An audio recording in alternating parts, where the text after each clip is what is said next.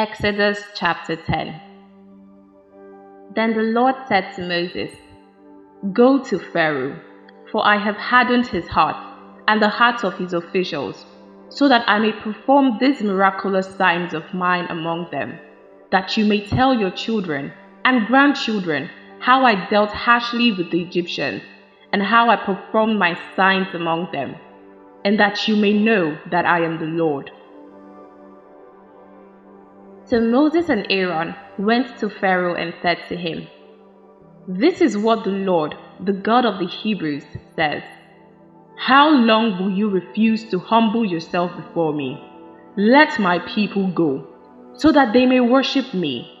If you refuse to let them go, tomorrow I will bring locusts into your country.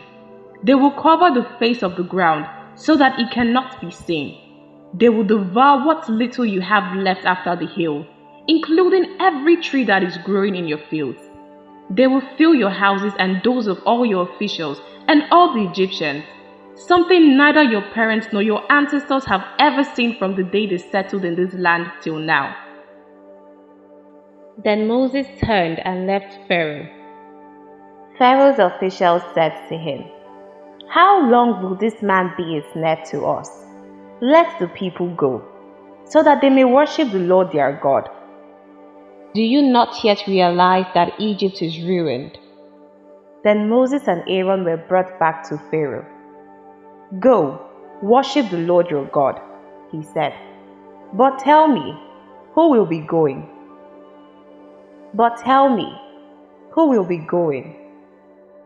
Moses answered, "We will go with our young and old, with our sons and daughters, and with our flocks and herds, because we are to celebrate a festival to the Lord." Pharaoh said, "The Lord be with you if I let you go, along with your women and children. Clearly you are bent on evil. No, have only the men go and worship the Lord, since that's what you have been acting for." Then Moses and Aaron were driven out of Pharaoh's presence. And the Lord said to Moses, "Stretch out your hand over Egypt, so that locusts will swarm over the land and devour everything growing in the fields, everything left by the hail." So Moses stretched out his staff over Egypt, and the Lord made an east wind blow across the land all that day and all that night. By morning the wind had brought the locusts. They invaded all Egypt and settled down in every area of the land in great numbers. Never before had there been such a plague of locusts, nor would there ever be again. They covered all the ground until it was black. They devoured all that was left of the hill, everything growing in the fields and the fruit on the trees. Nothing green remained on tree or plant in all the land of Egypt.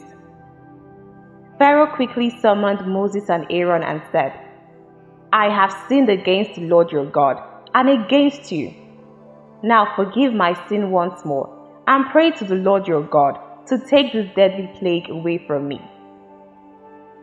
Moses then left Pharaoh and prayed to the Lord, and the Lord changed the wind to a very strong west wind, which caught up the locusts and carried them into the Red Sea. Not a locust was anywhere in Egypt. But the Lord hardened Pharaoh's heart, and he would not let the Israelites go. Then the Lord said to Moses, "Stretch out your hand towards the sky, so that darkness will spread over Egypt, darkness that can be felt." So Moses stretched out his hand towards the sky, and total darkness covered all Egypt for 3 days. No one could see anyone else or move about for 3 days. Yet all the Israelites had light in the places where they lived. Then Pharaoh summoned Moses and said, "Go, worship the Lord. Even your women and children may go with you. Only leave your flocks and herds behind." But Moses said, "You must allow us to have sacrifices and burnt offerings to present to the Lord our God. Our livestock too must go with us. Not a hoof is to be left behind. We have to use some of them in worshiping the Lord our God. And until we get there, we will not know what we are to use to worship the Lord." But the Lord hardened Pharaoh's heart, and he was not willing to let them go. Pharaoh said to Moses, "Get out of my sight. Make sure you do not appear before me again. The day you see my face, you will die." "Just as you say," Moses replied. "I will never appear before you again." Exodus chapter 11. Now the Lord had said to Moses, "I will bring one more plague on Pharaoh and on Egypt. After that, he will let you go from here, and when he does, he will drive you out completely. Tell the people that men and women alike are to ask their neighbors for articles of silver and gold." The Lord made the Egyptians favorably disposed toward the people, and Moses himself was highly regarded in Egypt by Pharaoh's officials and by the people. So Moses said, "This is what the Lord says. About midnight I will go throughout Egypt. Every firstborn son in Egypt will die, from the firstborn son of Pharaoh who sits on the throne, to the firstborn son of the female slave who is at a handmill, and all the firstborn of the cattle as well. There will be loud wailing throughout Egypt, worse than there has ever been or ever will be again. But among the Israelites, not a dog will bark at any person or animal. Then you will know that the Lord makes a distinction between Egypt and Israel. All these officials of yours will come to me, bowing down before me and saying, 'Go, you and all the people who follow you.' After that I will leave you."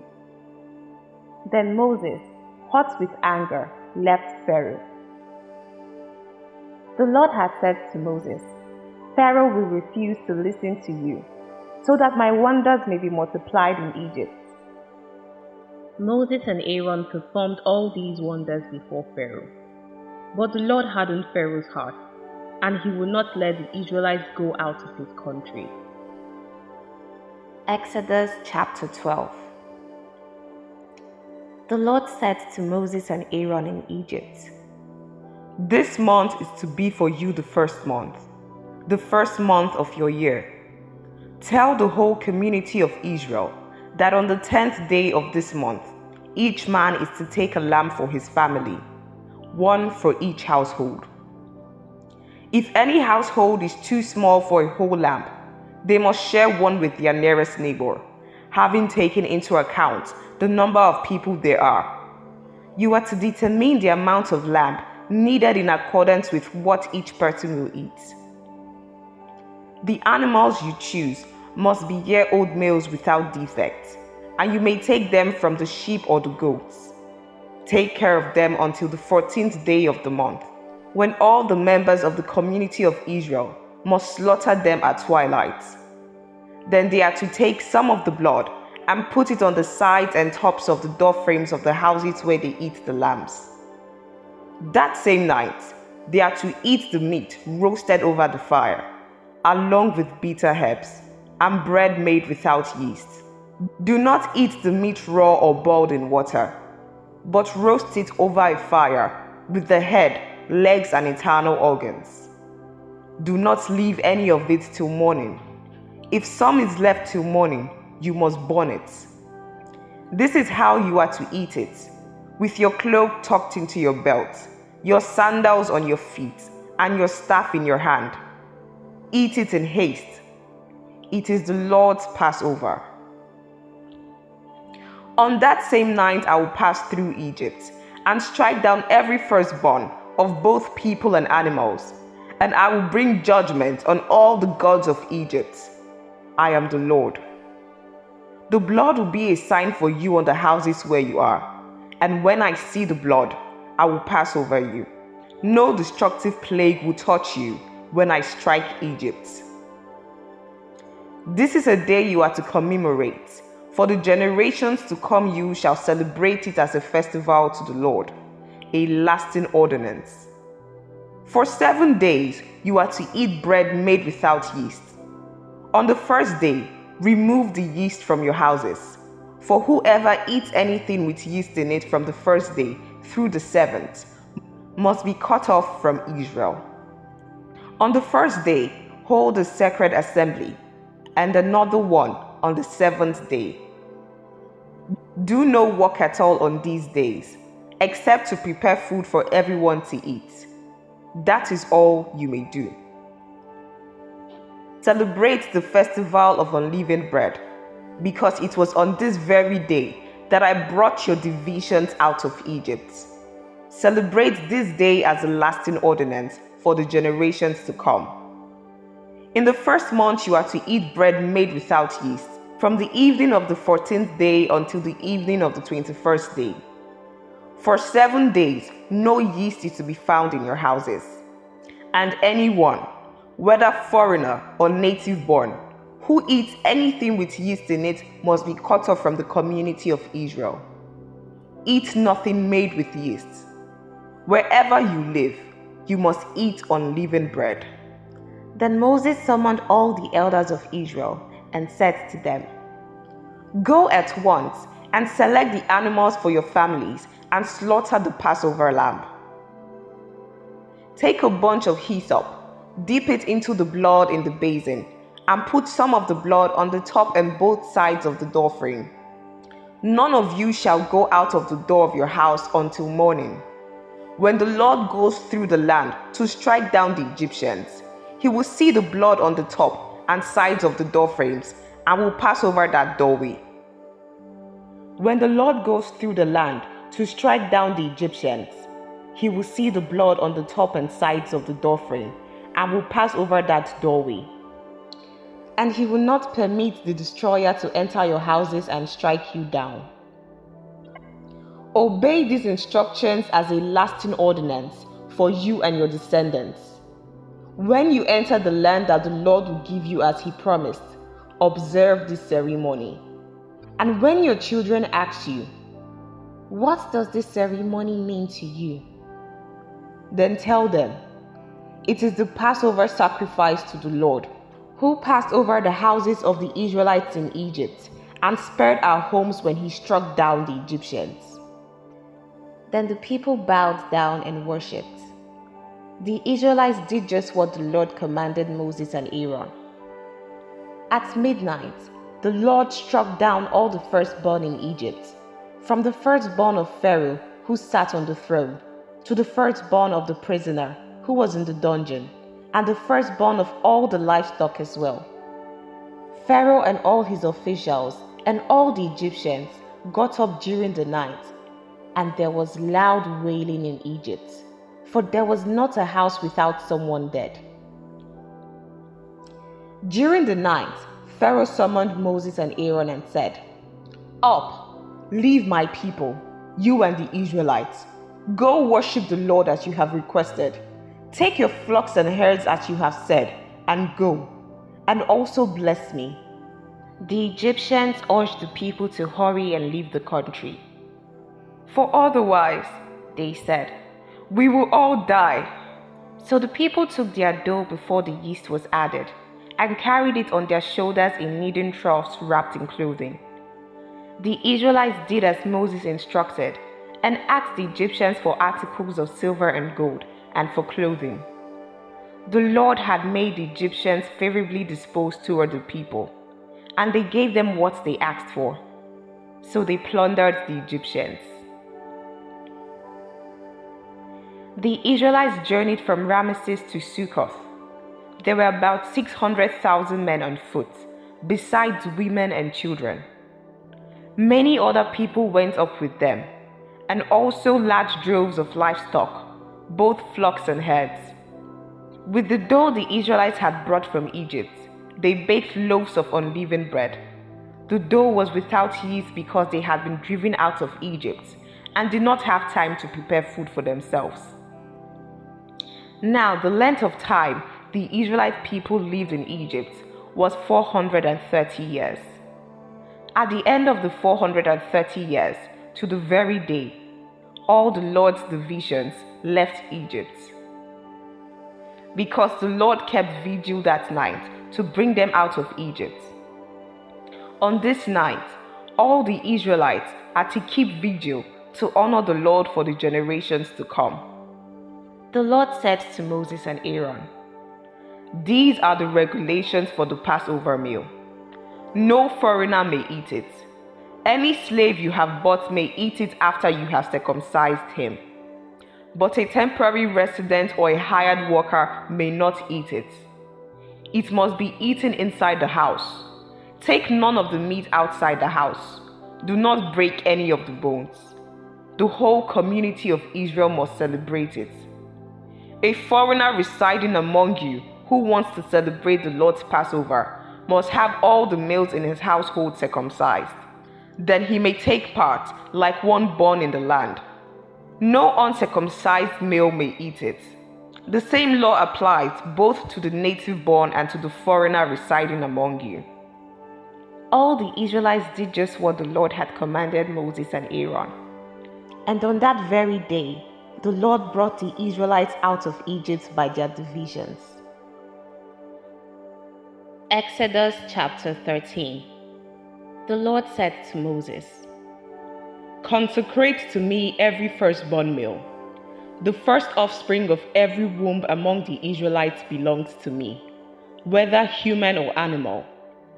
Then Moses said to the people, "Commemorate this day, the day you came out of Egypt, out of the land of slavery, because the Lord brought you out of it with a mighty hand. Eat nothing containing yeast. Today, in the month of Aviv, you are leaving. When the Lord brings you into the land of the Canaanites, Hittites, Amorites, Hivites, and Jebusites, the land he swore to your ancestors to give you, a land flowing with milk and honey. You are to observe this ceremony in this month. For 7 days, eat bread made without yeast, and on the 7th day, hold the festival to the Lord. Eat unleavened bread during those 7 days. Nothing with yeast in it is to be seen among you, nor shall any yeast be seen anywhere within your borders. On that day, tell your son, 'I do this because of what the Lord did for me when I came out of Egypt.' This observance will be for you like a sign on your hand and a reminder on your forehead that this law of the Lord is to be on your lips. For the Lord brought you out of Egypt with his mighty hand. You must keep this ordinance at the appointed time, year after year. After the Lord brings you into the land of the Canaanites and gives it to you, as he promised an oath to you and your ancestors, you are to give over to the Lord the first offspring of every womb. All the firstborn males of your livestock belong to the Lord.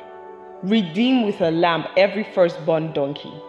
But if you do not redeem it, break its neck. Redeem every firstborn among your sons. In days to come, when your son asks you, 'What does this mean?' say to him, 'With a mighty hand the Lord brought us out of Egypt, out of the land of slavery. When Pharaoh stubbornly refused to let us go, the Lord killed the firstborn of both people and animals in Egypt. This is why I sacrifice to the Lord the first male offspring of every womb and redeem each of my firstborn sons. And it will be like a sign on your hand and a symbol on your forehead that the Lord brought us out of Egypt with his mighty hand.'"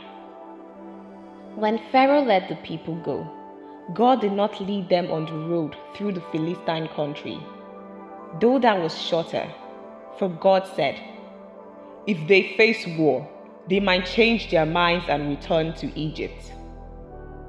So God led the people around by the desert road toward the Red Sea. The Israelites went up out of Egypt, ready for battle. Moses took the bones of Joseph with him, because Joseph had made the Israelites swear an oath.